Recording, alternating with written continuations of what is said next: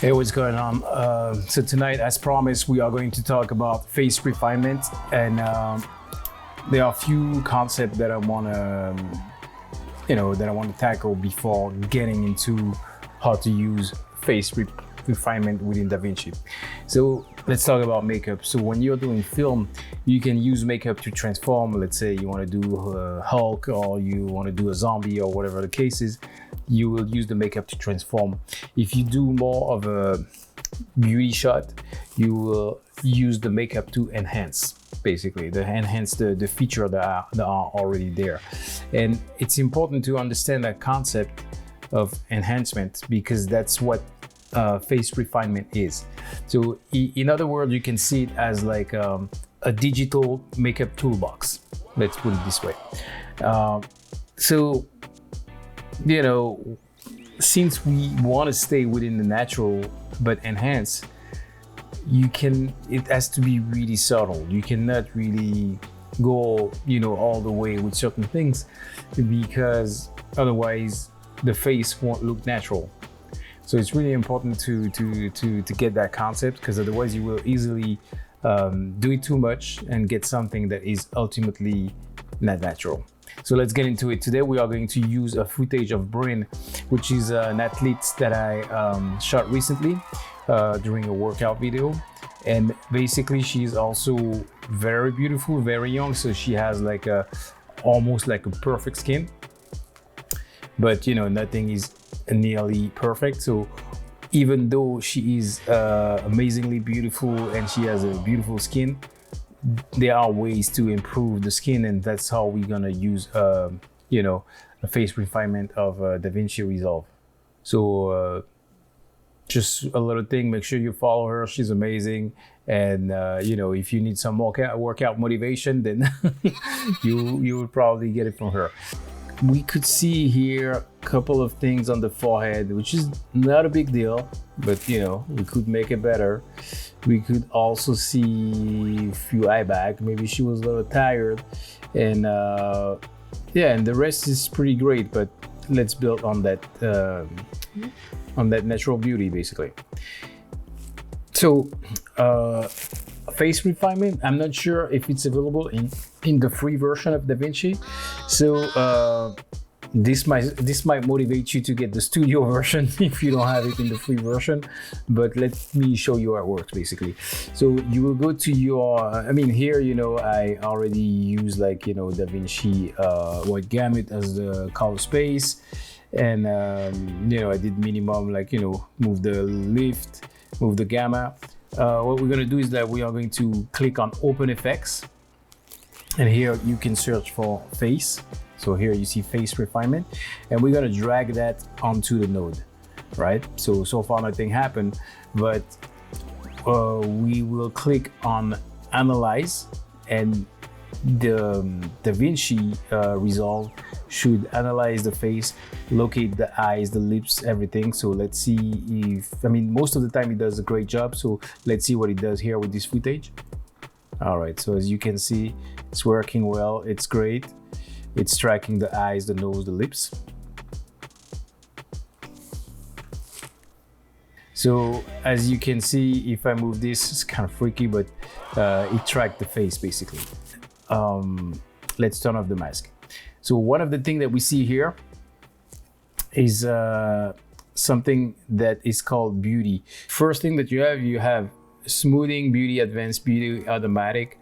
For what we need, I'm gonna leave it at automatic, but basically this function is taking care of the texture of the skin.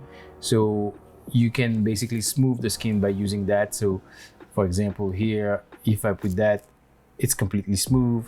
If I want to make her as a zombie or someone, I will go completely the other way.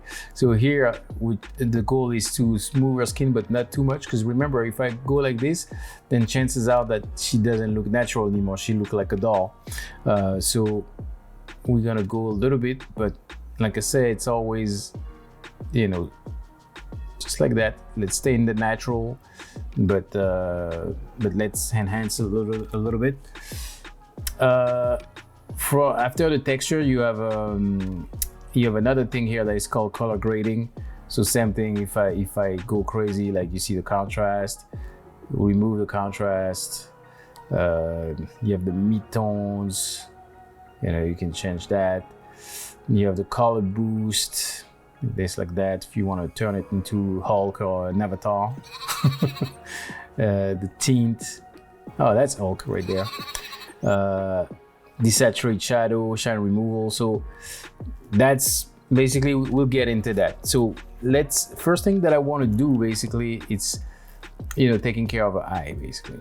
So you have here the sharpening. So if I crank it up, as you can see, the eye get much sharper, but again, everything has to be kind of subtle. So we're gonna raise it a little bit, just like that. And then underneath it, you have the button brightening. So if I brighten it, so it basically brighten the eyes. So if you want her to be like a you can completely transform, but we're gonna brighten it just a little bit, but not so much. And then you have something called the highlight. So the highlight will create light around the eyes like that. So if you go like this, you see more. It's way too much, but it's more light than she had before. So you can do that a little bit. And then, as you can see, she also have in this region some eye bag, and there is here that button called Eyebag Removal. So if you crank it up, boom, she doesn't have any eye bag. But again, we don't want to go all the way. We just want to be subtle with it. So we can, I think here's a good middle ground. So just to show you right now, if you look, I want you to focus on the eye only, on the eyes, sorry. So if I turn it off, boom. If I turn it on, right? It's a big difference, big difference. And then we have the lips. So for the lips, you could change the saturation. You could completely turn off the saturation. I usually don't touch it. If I touch something in the lips, it will be the hue to change the color. So I colored the project for Rylanelia. She didn't like her lipstick. We actually changed the color of the lipstick thanks to that option.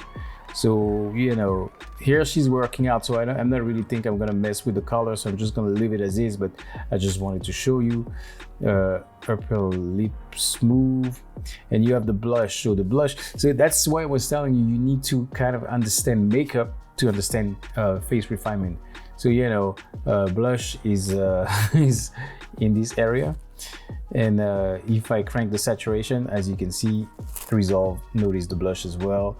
I mean, it's not, in this setting, again, she's working out, so we're not gonna do anything. If I will do something, eventually I will touch the hue. So let's see, touch the hue like that, and you can make her blush a little more pink, basically. I like it. And you have the forehead. In our case, forehead will be super important, because if you look at her forehead, she has like little skin imperfection in the forehead. So we're gonna crank the smoothness. If I go there, it's way too much, but if I go here, for example, if I turn it off, you see the red little skin imperfection that she had. If I put it back, it's gone.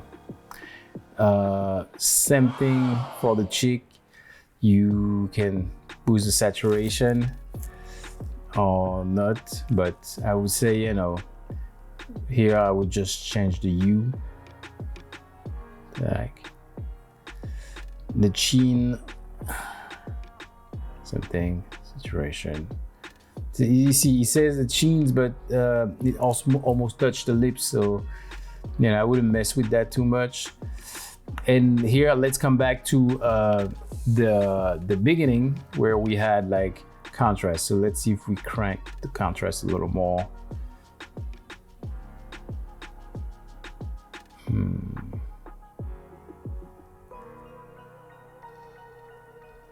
So about right here, it's pretty good. Mid-tones.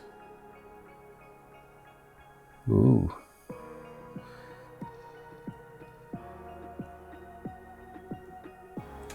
All right. Color boost. So you know when you use color boost,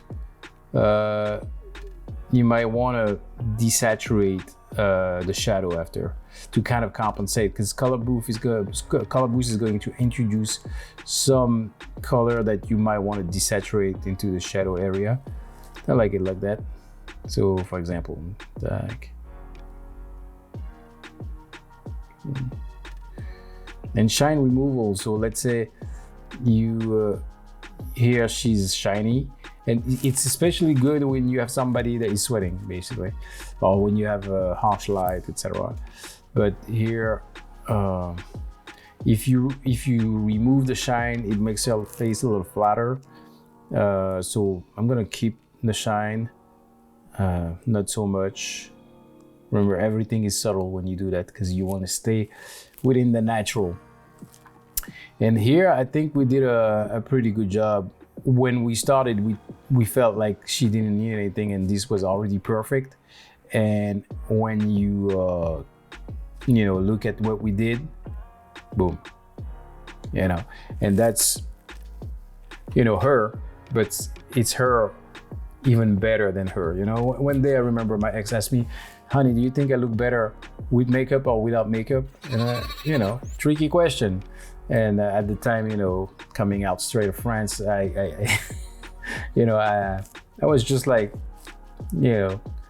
I just answered the question. I said, "Yeah, you look better with makeup," which she was disappointed about. And I came to her. I was like, "Wouldn't it be crazy if you spend all this money for makeup and you spend all this time in front of the mirror and you look not as good after doing this? It would be crazy, right?" She still wasn't too happy about it, but she understood what I meant. It's like someone telling you, "Oh, I'd rather the Rec 709 rather than all the stuff you did after." That would be crazy. But yeah, so big difference. So it's a plugin that will come really handy, especially if you are shooting beauty shot, or if you want to transform someone a little bit. And the most beautiful woman can always be enhanced. That's what I realized. And your client will love you for it, to be able to make them even better than what they are. So I think it's a very, very good tool to have. Basically, I would say, now that I look at the footage, I will even blend it a little bit more, because I think it's a little too much actually. So let's see. When you go down, you have the global blend, and you can bring it down, which is like, it's still here but less, so that it looks even more natural.